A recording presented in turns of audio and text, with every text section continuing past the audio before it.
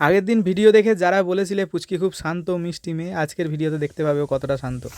আজকে আমি স্কুল থেকে সবেমাত্র বাড়ি ফিরেছি, পুচকি আমাকে বলল আমি আম পাড়তে যাচ্ছি, তুই আমার সাথে যাবি আম পাড়তে। আমি ভাবলাম কত বড় হয়ে গেছে পুচকি, এখন থেকেই বলছে নাকি ও সঙ্গে করে আমাকে নিয়ে যাবে আম পাড়তে। যাই হোক গেলাম পুচকির সাথেই আম পাড়তে। গিয়ে আম পাড়া শুরু হলো, ও বসে বসে দেখছে আম পাড়া, এখানে আম কুড়োতে আসছে, আম নিয়ে গিয়ে বালতিতে রাখছে, দৌড়াদৌড়ি করছে রাস্তার ওপর। যাই হোক সেখানে আমার মা ছিল, পুচকিকে ধরে রাখছিল। এই আমটা দেখো কত সুন্দর রং ধরেছে আমটাতে। এই আমগুলো যদি গাছে পাকে প্রত্যেকটা আমই এত সুন্দর রং ধরবে, কিন্তু এই গাছে আম পাকতে চায় না, আর আম পাকলেও নষ্ট করে দেয়, পাখিতে বোলতায় মৌমাছিতে হুল ফোটায়। সেই আমগুলো ওখান থেকেই পচে গাছ থেকে পড়ে যায়, তাই পাকার আগেই আমগুলোকে পেরে নিতে হয়। এদিকে আমি গাছ থেকে আম লুপছি আর পিছন থেকে পুচকির গর্জন তোমরা শুনতেই পাচ্ছ। আমগুলোকে পুচকিকে দিলাম আর কত যত্ন করে রাখলো তোমরা দেখো, দেখতেই পাচ্ছ পুচকির কাজ কত সুন্দর।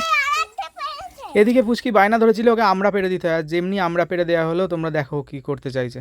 আমড়াগুলোকে নিয়ে ওখানেই ও আমড়াগুলোকে খাবে, কিন্তু ও কোনো জিনিস আমরাও খায় না, আমও ঠিকঠাক করে খায় না, কিন্তু এই পাড়তে গেলে যে মজাটা করেও সেটাই ওর কাছে সব। এরপর যে আমটা পাড়া হলো, এই আমটা পেকে গেছে, গাছেতেই পেকে গেছে, বেশ নরম হয়ে গেছে, কিন্তু আমটার সাইজ তোমরা দেখতেই পাবে, ঠিক পুচকির মুখের সমান এই আমটার সাইজ।